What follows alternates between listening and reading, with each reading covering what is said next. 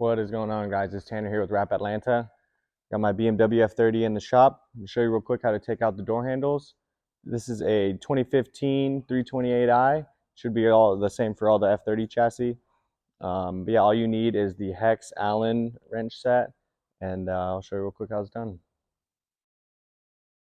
All right, so whenever you open the door, there's going to be a rubber gasket right here. You kind of just pop off, just like that. Okay, and then you'll be wanting to use, I believe, the 4mm, right?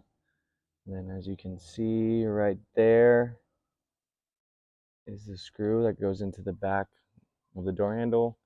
There's a mechanism here that keeps the screw from falling out. Um, but just be careful just in case, but it should prevent it from falling into the door panel. Once you unscrew that, this part will slide out and then the door handle will come free. Hope this helped.